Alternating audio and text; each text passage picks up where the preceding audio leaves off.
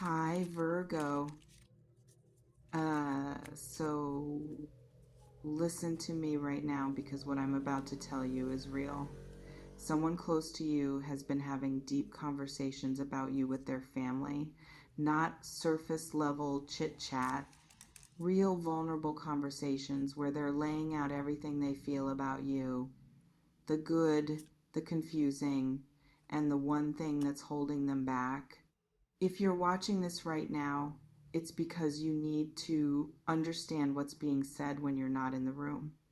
Take what resonates, leave the rest, and subscribe to stay connected. Now let's get into what's actually been shared. Stop scrolling and focus because this matters. Someone's been talking to their mom, their sister, their cousin, whoever they trust most in their family, and you're the topic. Not briefly mentioned, deeply discussed. They're processing you, processing what you mean to them, processing whether this is real or just intense, processing what to do next. And they're not keeping it vague, they're getting specific. Um, they're listing things, actual qualities, actual moments, actual reasons why you've gotten under their skin in ways they didn't expect. And their family member is sitting there listening, watching them light up when they talk about you, watching them get serious when they hit the complicated part. Because there's always a complicated part, always one thing that makes them hesitate. Let me walk you through what's been said because you need to hear this. First, the things they love, the things they can't stop talking about. They told their family member that you're different, not in a cliche way, in a specific way that matters to them. Maybe it's how you listen. Really listen. Not just waiting for your turn to talk, but actually hearing what they're saying and remembering it later. Maybe it's how you challenge them. Don't just agree with everything. Push back when you disagree. Make them think differently. Maybe it's how you laugh, how your whole face changes, how it's genuine, not performed, how it makes them want to be funnier just to see it again. They mentioned specific moments, times you did something that stuck with them. That time you showed up when they needed someone and you didn't make a big deal about it, just showed up. That conversation you had at 2 in the morning that went places they didn't expect. That thing you said that made them see themselves differently, more clearly, more kindly. They're replaying these moments to their family member like evidence, like proof that this isn't just in their head. Um, and their family member is seeing it, seeing how their face changes when they talk about you, seeing how animated they get, seeing how this isn't casual. They told their family, you make them feel seen, actually seen, not the version they perform for the world, but the real them underneath. And that's rare. That's significant. That's not something they take lightly. They talked about how comfortable silence is with you, how they don't feel pressure to fill every gap, how just existing in the same space feels easy. They mentioned how you remember small things, details they mentioned once that you brought up weeks later, how that makes them feel like they matter. They talked about physical things too. Don't think they didn't. How you smell, how you dress, how you move, how something about your presence just does something to them they can't explain. How when you touch them, even casually, their whole nervous system notices. How they catch themselves staring when you're not looking and have to force themselves to look away before you notice. All of this got shared. All of this got put on the table. Um, And their family members probably thinking, okay, so what's the problem? This sounds great. And that's when the energy shifted. That's when they got to the but. The one thing, the thing that makes them hesitate, the thing that's keeping them from going all in, and this is what you really need to hear because this is the real conversation. For some of you, the thing that makes them hesitate is timing. They told their family that everything about you is right except when this is happening. They're not ready. They're dealing with something. They're in transition. They're healing from something else. And they hate that. They genuinely hate that they met you now instead of 6 months from now when they'd be in a better place. They explain to their family how unfair it feels, how you showed up at the worst possible time or the best possible time, but they're in the worst possible state to receive it. And their family member probably said something like, if it's right, it'll work regardless of timing. And they want to believe that. But they're scared. Scared they'll mess this up because they're not whole enough yet. Scared you'll see their mess and decide it's too much. Scared they'll hurt you because they're still hurt. For others, the thing that makes them hesitate is fear. Plain fear. Not of you, of this, of how much they're feeling, of how fast it developed.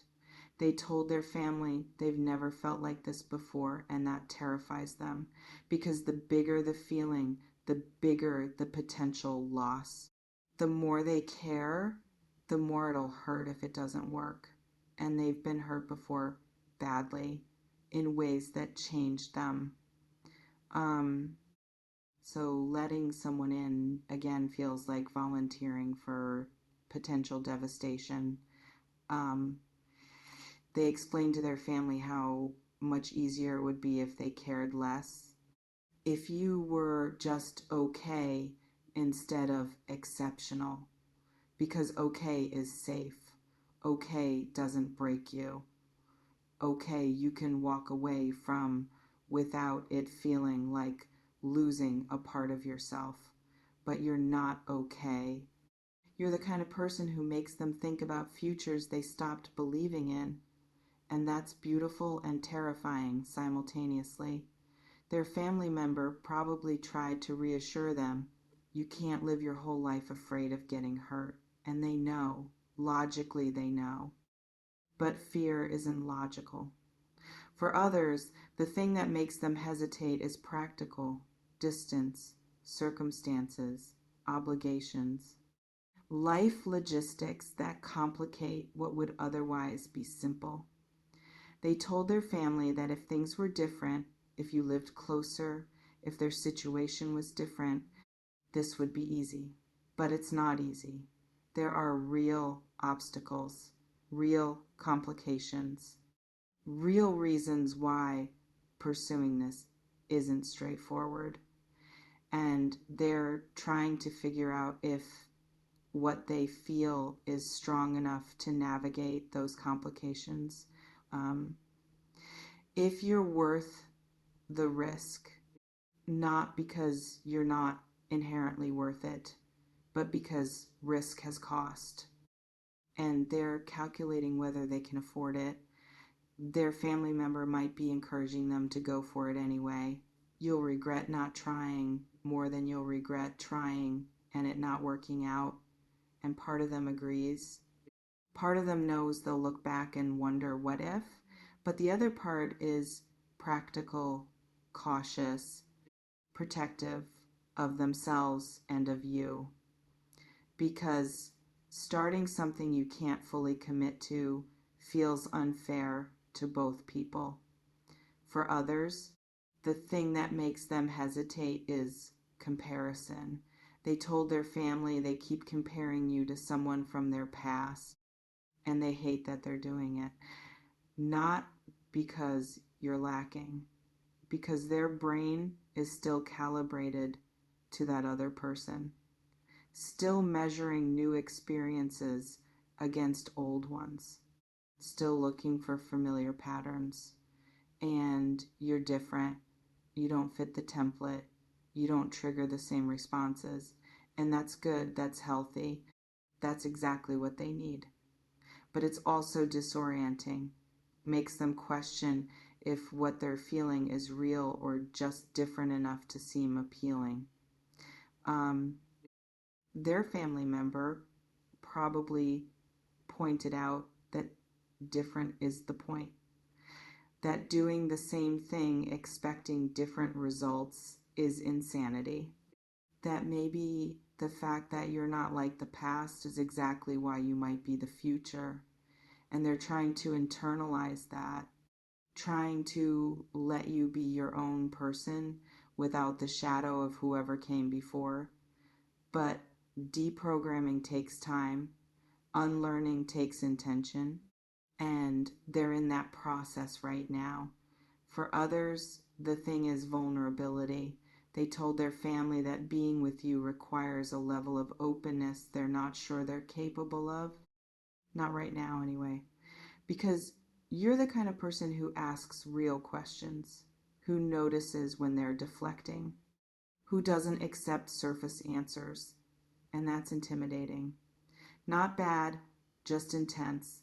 They're used to keeping parts of themselves private, locked away, protected, and you make them want to unlock those parts.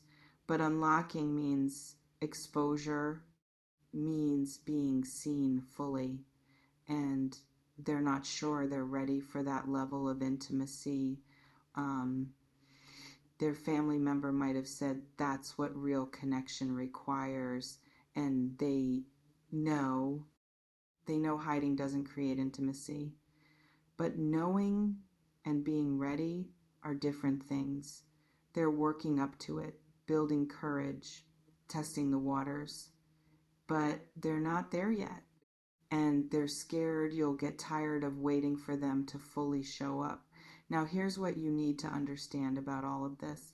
These conversations they're having with their family, they're not about dismissing you. They're about processing you. They're trying to make sense of big feelings, trying to figure out what to do with them, trying to be responsible about how they move forward. And the fact that they're talking to family about you means you matter, means this isn't casual. People don't bring casual to their family. Don't ask for advice about people who don't matter. They bring the big things, the important things, the things they're actually considering building around. That's you. You're the big thing they're trying to figure out. Um, and yes, there's hesitation, but hesitation doesn't mean no. It means not yet. It means I'm processing. It means this matters enough that I'm being careful. So, what do you do with this information? First, you don't pressure. Don't force a conversation they're not ready to have. They're working through something. Give them space to work through it. Second, you stay consistent. Keep being the person they describe to their family, the one who listens, who shows up, who makes them feel seen, who's different in all the right ways. That consistency is what builds trust, what proves you're not just a moment but a pattern. Third, you live your life. Don't put everything on hold, waiting for them to figure it out. Keep building your world. Keep growing. Keep being whole independently, because the best thing you can offer anyone is a full life they're invited into, not an empty one they're expected to fill. Fourth, you decide what you're willing to wait for and for how long, because their process is valid, but so are your needs. You're allowed to have a timeline, allowed to need clarity, allowed to choose yourself. If waiting becomes depleting, don't make yourself small to accommodate someone else's maybe. Be clear about what you want, what you're open to, what you're not willing to accept, and let them decide if they can meet you there. That's fair to both of you. Now let me tell you what their family member probably said at the end of this conversation. If you feel this much, you owe it to yourself to see where it goes. Fear is normal. Hesitation is normal, but regret is worse than any of that. You don't have to have it all figured out before you start. You just have to be willing to try. And if this person is as special as you're saying, they're worth the risk. That's probably what their family said, because that's what people who love us say when they see us standing at the edge of something good but scared to jump. They remind us that fear is not a stop sign. It's just information. And the question isn't whether you're scared. The question is whether you're brave enough to move forward anyway. So take what resonates here, release what doesn't, and know that someone's been talking about you in rooms you're not in, saying your name with weight, with consideration, with feeling, processing what you mean, what you could mean, what they're afraid you might mean. And that's significant. That's not nothing. That's someone taking you seriously enough to bring you to the people who matter most. So stay grounded, stay clear, stay true to yourself, and let whatever's going to unfold, unfold. You can't control their process, can't force their readiness, can't make them choose faster. You can only be yourself, fully, honestly, consistently, and trust that if it's meant to develop, it will. Not through pressure, through alignment, through both people becoming ready at the same time. And if that doesn't happen, if they stay stuck in hesitation, then you know you have clarity. You can move forward differently. But for now, just know you're being thought about, talked about, considered in ways that matter by someone who's trying to figure out how to hold something this big. That's where things stand. That's what's been said. Now you know. What you do with that knowing, that's entirely up to you. Stay powerful, stay clear, stay you, always.